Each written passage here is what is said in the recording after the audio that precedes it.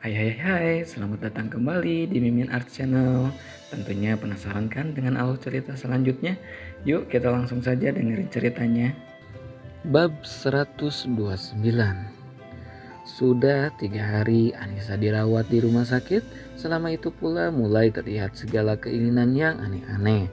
Seperti pagi ini, pagi-pagi buta Anissa meminta Rehan untuk membeli 1 bungkus cilok di dekat pasar. Anissa juga meminta Rehan untuk membawa uang cash lebih banyak dari harga cilok tersebut.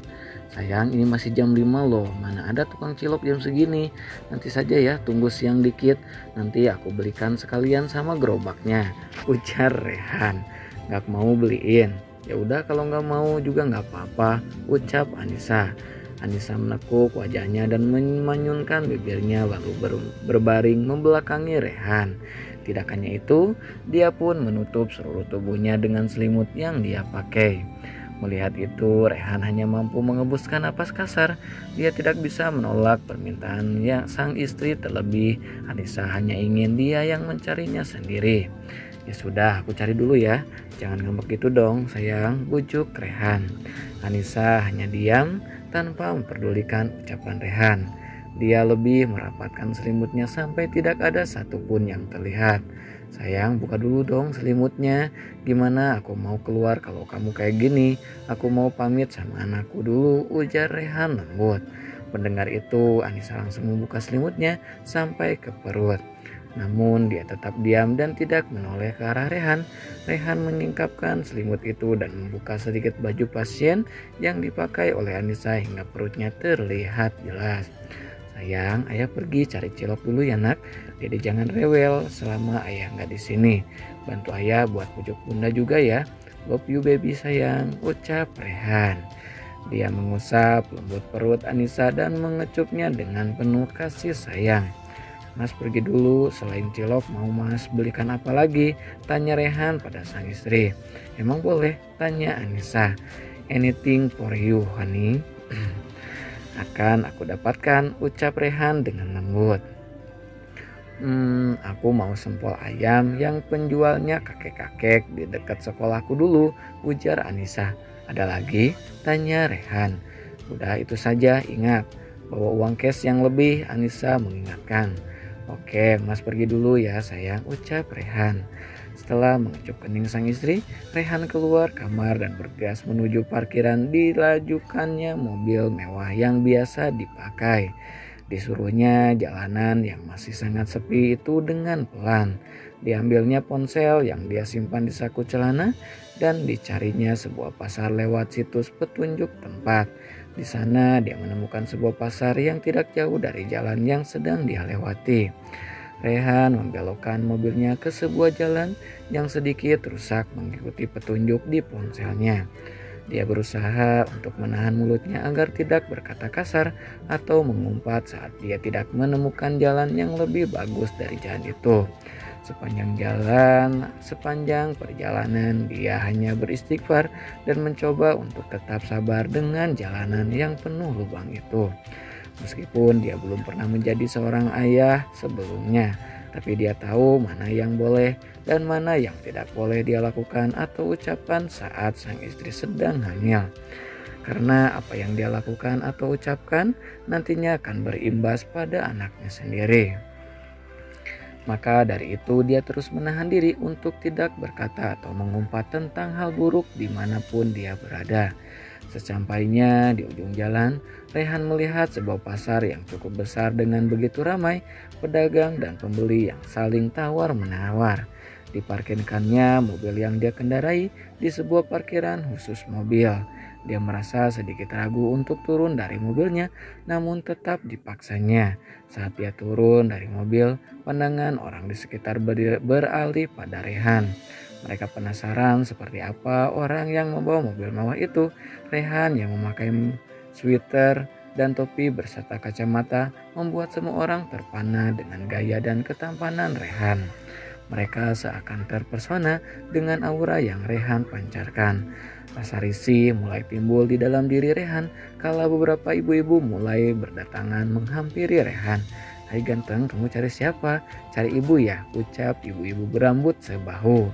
"Ganteng banget sih kamu, jadi mantuku mau nggak?" "Anak gadisku cantik loh," ujar ibu-ibu yang rambutnya diikat. "Astaga, sabar Rey, sabar, ini demi anak bini kamu. Jangan berucap yang tidak tegak.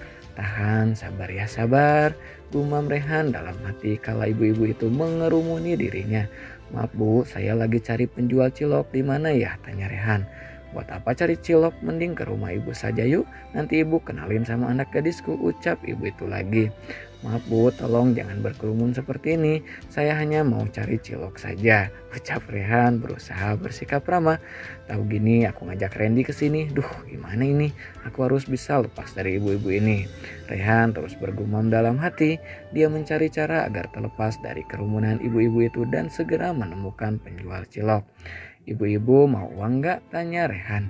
"Mau dong. Mau, wah udah ganteng baik lagi. Benar-benar menantu idaman banget kamu ini," ucap salah satu ibu-ibu. "Tapi ada syaratnya," ujar Rehan. "Apa itu?" tanya ibu rambut sebahu. "Tolong carikan saya penjual cilok dan kakek-kakek penjual sempol ayam ya bu. Soalnya saya butuh banget," ujar Rehan. Dia tidak punya pilihan lain agar mereka semua bubar dari hadapannya. Yang dia tahu ibu-ibu pasti akan luluh kalau dikasih uang. Benar saja, mereka meninggalkan Rehan dan tak lama kemudian mereka membawa penjual cilok dan sempol yang ada di pasar itu. Wah, berhasil, mereka bawa penjual itu. "Ya Tuhan, maafin hamba, bukan maksud hamba memanfaatkan orang tua," ucap Rehan di dalam hati. "Terima kasih banyak bu, ini saya kasih uang dibagi yang rata ya bu. Jangan saling berebut," ujar Rehan. Dia menyodorkan uang pecahan 500.000 beberapa lembar pada seorang ibu untuk dibagi secara adil. Ibu-ibu tersebut dengan patuh membaginya secara adil. Kemudian Rehan menghampiri satu persatu penjual cilok keliling dan membeli satu bungkus cilok dari satu persatu penjual. Tak lupa dia pun membeli sempol ayam yang dijual oleh para penjual. Meskipun sang istri hanya minta dari satu penjual yang kakek-kakek, tapi karena tidak enak dengan penjual yang ada, akhirnya dia membeli sempol ayam itu dari semua penjual. Namun dia memisahkan sempol ayam yang dibeli dari seorang kakek-kakek yang terakhir. Rehan memberikan uang pada semua penjual dengan lebih dari harga jualnya. Terlebih pada seorang kakek-kakek yang menurutnya sangat kasihan. Dia menahan kakek-kakek itu di tempatnya berada. Di saat semua penjual sudah pergi, Rehan merasa ada yang mendorong hatinya untuk bertanya banyak hal pada sang kakek. "Kakek, kenapa udah setiap ini masih Kakek, kenapa udah setiap hari jualan keliling?" tanya Rehan. "Ya mau gimana lagi nak, kalau kakek nggak jualan nanti mau makan apa?" jawab sang kakek. "Memangnya anak-anak kakek di mana?" tanya Rehan. Kakek juga tidak tahu nak, terakhir kali mereka pulang waktu memberikan anaknya pada kakek. Makanya kakek harus tetap bekerja untuk makan dan menghidupi cucu kakek, jawab sang kakek dengan mata yang mulai berkaca-kaca. "Cucu kakek umur berapa?" tanya Rehan lagi. "Baru berumur 5 tahun nak," jawab kakek itu. Rehan merasa tersentuh hatinya mendengar perkataan sang kakek. Dia merasa iba dan kasihan dengan keadaan yang dialami kakek itu. "Kek, saya borong semua sempolnya ya," ujar Rehan. "Ini beneran, nak ganteng? Mau beli semua sempol kakek?" tanya sang kakek tak percaya. "Benar kek, saya beli semuanya. Setelah ini kakek pulang saja," ujar Rehan. Sang kakek segera membungkus semua sempol ayam dagangannya dan diberikan pada Rehan. Lalu Rehan memberikan beberapa lembar uang 100 ribuan pada sang kakek. "Ini kebanyakan nak, harga semuanya hanya 100 ribu saja," ujar sang kakek. "Lebihnya untuk membeli makan kakek dan keluarga yang di rumah," ucap Rehan. "Alhamdulillah, terima kasih banyak nak, semoga kebaikanmu dibalas dengan berlipat ganda." "Terima kasih banyak," ucap sang kakek dengan penuh rasa syukur. "Amin, sehat-sehat ya kek. Saya permisi dulu, pamit," Rehan. Sepeninggalan Rehan, sang kakek tak henti-hentinya mengucapkan kata syukur atas rejeki yang dia dapatkan pagi ini. Sang kakek pun memutuskan untuk kembali ke rumah seperti apa yang Rehan katakan. Sedangkan Rehan yang berada dalam perjalanan pulang merasa sedikit aneh dengan permintaan sang istri. Selain meminta jajanan dari pedagang kaki lima, Anissa selalu memintanya untuk membawa uang cash lebih saat membelinya. Apa ini insting anakku agar ayahnya membantu orang yang kurang mampu? Sungguh mulia sekali kamu, Nak. Masih di dalam perut bunda saja, kamu sudah berbuat baik pada orang lain.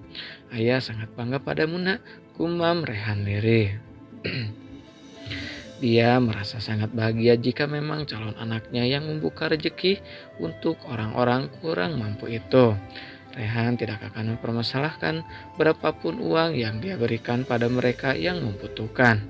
Terlebih itu adalah keinginan sang anak. Untung ayahmu tajir, Nak. Kalau tidak mungkin ayah akan sangat kerepotan mencari uang. Kamu memang sama baiknya dengan bundamu, gumam Rehan lagi. Rehan terus melajukan mobilnya dengan kecepatan sedang. Dia tidak hentinya tersenyum sepanjang jalan, mengingat apa yang dia lewati beberapa hari ini. Hal yang tidak pernah dia lakukan sejak kecil, justru dilakukannya saat statusnya akan menjadi seorang ayah. Rasa bangga pada istri dan calon anaknya membuat hati Rehan tidak hentinya mengucap kata syukur pada Sang Pencipta. Nah, segitu dulu ya bab 129-nya. Makasih banyak buat kakak-kakak yang selalu stay tune. Jangan lupa di like, di subscribe juga ya. Bye-bye.